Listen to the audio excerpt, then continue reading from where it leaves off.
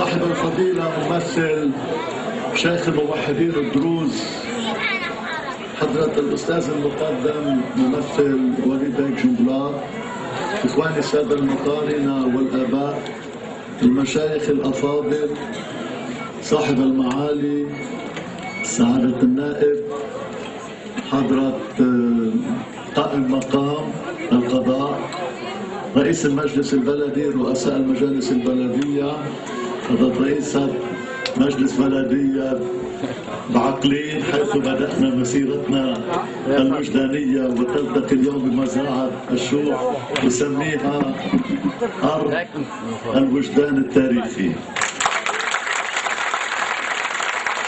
تحية إلى كل الإخوة والأخوات الأحباء، كلكم أعزاء، ولو لم أذكر كل الألقاب التي تشرفكم وتشرفنا، لكن بكثير من الفرح. وقد بدأنا أمس بعد الظهر المسيرة الوجدان التاريخي مع إخواننا الموحدين الدروز في بعقلين. مجددا أود أن أشكر حضرة رئيسة مجلس البلدية وصاحب المعالي النائب مروان حمادي.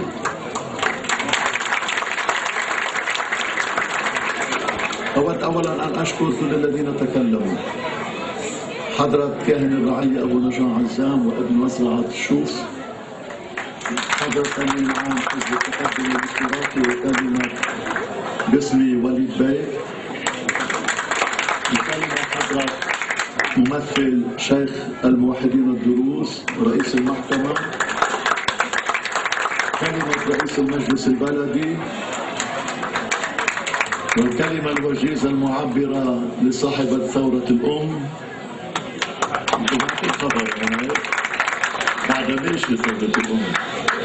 شكرا لكل الكلمات التي قيلت ولكل ما تضمنت، ولذلك أقول إنها كلمة نعطيها عنوانا الوجدان التاريخي بين الموحدين الدروز والمسيحيين عامة والموارنة خاصة.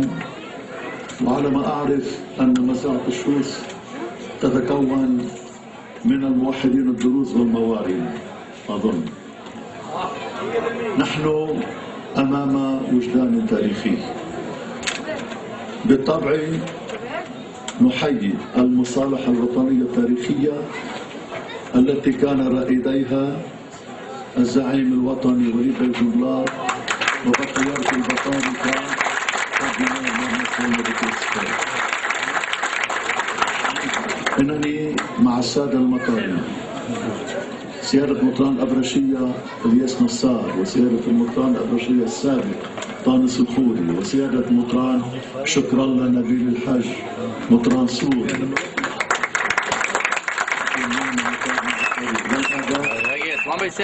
أقول أني أحمل لكم يا أبناء الشوف دروزا ومسيحيين دعاء وصلاة وبركة وتشجيع صاحب الغبطة والنيافة الكاردينال مرس اللبطوس. لماذا كانت المصالحة؟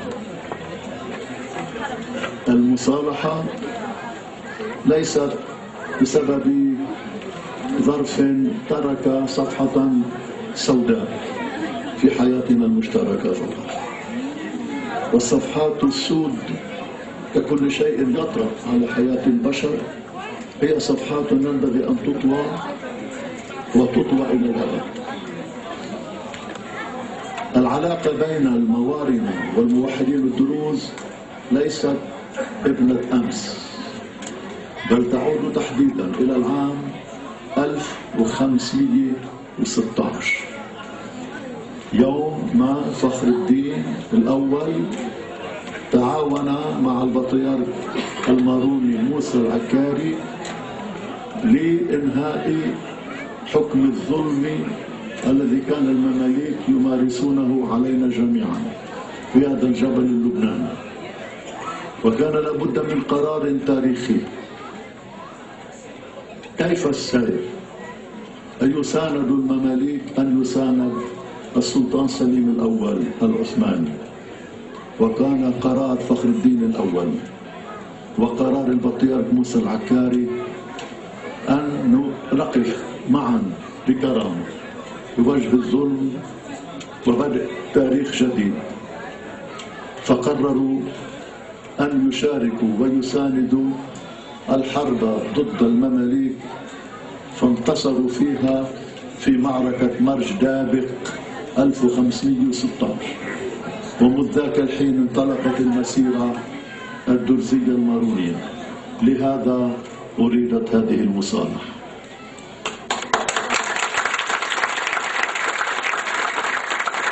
صفحة سوداء دامت يوم أو يومين أو ثلاثة ما بتمحي 600 سنة من التعاون مع الإسلام. هذا هو الوجدان التاريخي. وتعرفون أن فخر الدين الأول بسبب جرأته وحنكته سماه السلطان سليم الأول سلطان البر،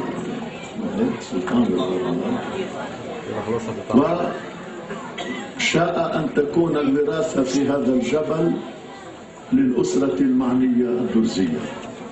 وهكذا انطلقت المسيرة معا، وأتى فخر الدين الثاني الكبير. وتعرفون أنه عندما قتل والده الشيخ إركنيز وهو بعد طفل مع شقيقه هرب من وجه المعتدين إلى عائلة مارونية من آل الخازن في بلوني، حيث تربى مسيحيا، تربى على الإسلام، تربى على قول طي الصفحة، تربى على أن لا يسأر لا لوالده الذي قتل بخيانة ولا لجده الذي قتل.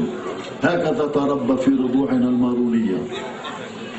إيماننا من المسيح الذي علق على الصليب، وثقافتنا العليا هي اغفر لهم يا أبت، قال والصالبون يهزؤون ويدفنون ويطعنون بالحرب، اغفر لهم يا أبت لأنهم لا يدرون ما يفعلون. هذا الوجدان التاريخي هو وجداننا. أريدت المصالحة لأننا نريد أن نطوي الصفحة، نريد أن تكون ثقافتنا معا ثقافة الغفران. وانطلقت المسيرة، وأراد فخر الدين الثاني الكبير أن يحاط بمسيحيين وبموالين، فاستخدمهم مستشارين ومعاونين لا سيما من آل الخازن وسواهم من العائلات، لأنه أدرك أن هؤلاء القوم لا يطعنون بالظهر، أن هؤلاء الموارنة وقالها مخلصون أوفياء، مخلصون لأن ثقافتهم الإخلاص والوفاء، وتستطيع أن تضع يدك بيدهم ولا خوف عليك. ثقافتنا هذه نريدها على أساس هذا الوجدان التاريخي. مزرعة الشوف بلدة الوجدان التاريخي.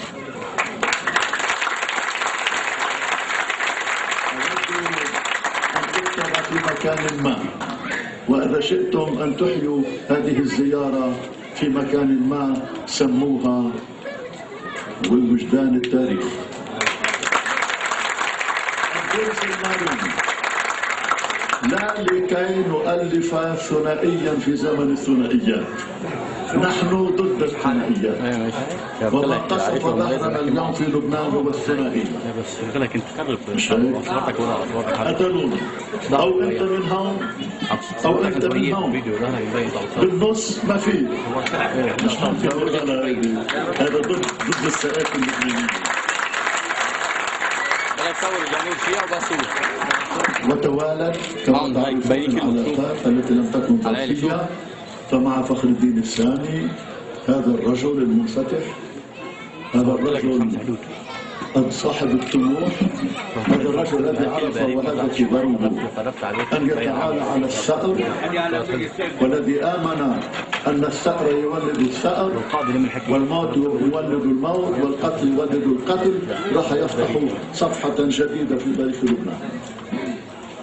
وتعاون مع البطاركة الموارنة بنوع خاص البطريركين يوحنا مخلوف وجريس عميرة لكي يفتح بطموحاته نحو الغرب، بدءا من توسكانا في إيطاليا والفاتيكان وكل المدن الأوروبية، فكان عهده عهد السلام والاستقرار، وكان قد أرسى في ذلك أسس النواة الكيان اللبناني الذي هو اليوم كيان العيش المشترك، كيان الوجدان التاريخي يحمله كل طائفة من طوائف لبنان وكل مذهب لبنان، وهذا الكيان هو وهذا الوجدان هو من عمق ثقافة اللبنانية.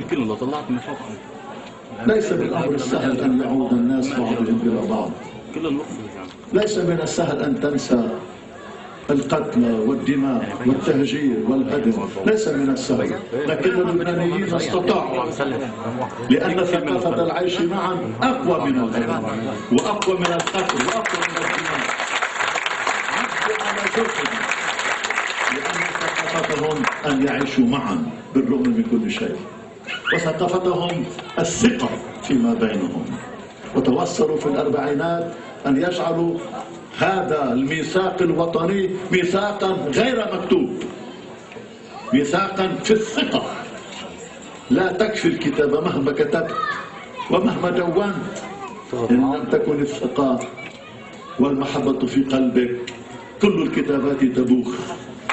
اللبنانيون يعيشون على الثقة، لا يستطيع أحد أن يغدر بأحد، ولا يستطيع أحد أن يلغي أحدا، ولا يستطيع أحد أن يستغيب أحدا، ولا يستطيع أحد أن يتشاطر على أحد. لبنان أرض الثقة، أرض الكبر، أرض السلام. الكبير هو رجل الكلمة، ما يقولوا على شويربي مش هيك يقولوا احنا من السيارة. لبنان مش بلد الغابة، لبنان إذا ما في الثقة ما بينفع كل شيء. لكن لبنان أرض الثقة. هكذا تربى أجدادنا، هكذا تربى أجدادنا.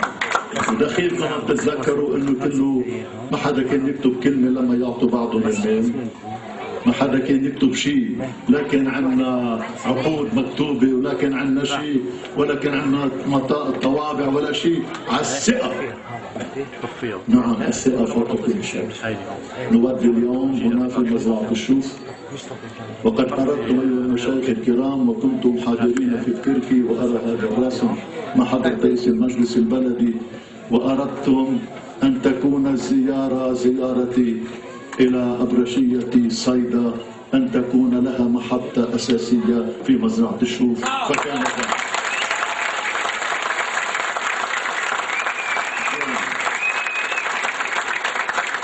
إخواني، قال عنا البابا يوحنا بولس الثاني في مقال: الثقافة هي التي تخلص الأوطان. وقال عن بلده أن ثقافة البولونيين استطاعت أن تكسر النازيين والحكم الظالم الشيوعي.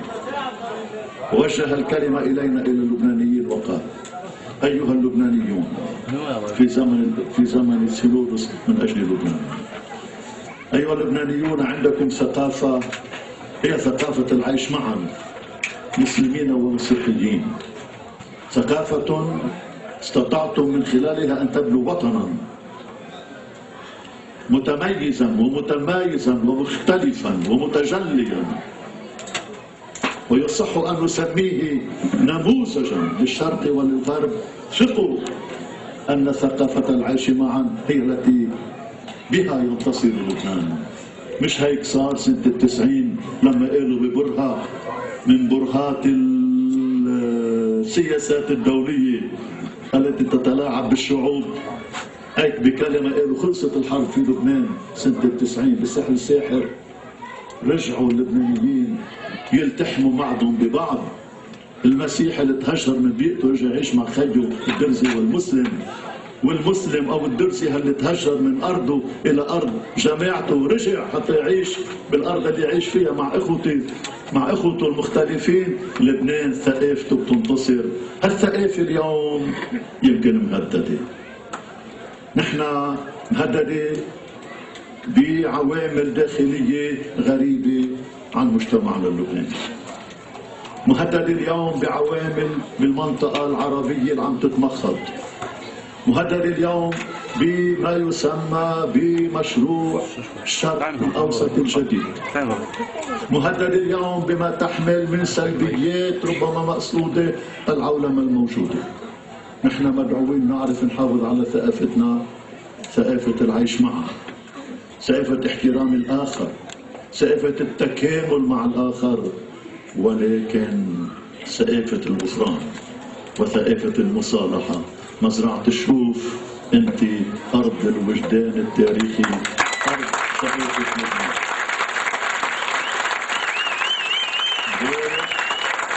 امبارح بعد الظهر بلشنا بالألف في بعقلين والليلة من بالياء. الألف والياء ثقافتنا اللبنانية.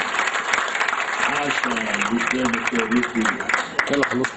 هذا الوجدان التاريخي ثقافة العيش معا، مش ثقافة الثنائيات ولكن ثقافة التعددية في الوحدة. عاش لبنان أرض التعددية في الوحدة. عاش لبنان أرض ثقافة العيش معا، ولكن عاش لبنان أرض الثقة التي لا تطعن في الظهر. رسالتنا أن نعيش الغفران. ونعم الغفران يقتضي عدالة، لأن لا غفران من دون عدالة. نحن المسيحيين نقول أن ابن الله المتجسد يسوع المسيح لكي يعطى الغفران للعالم كانت عدالة، فدفع عن الجميع. هذه هي العدالة.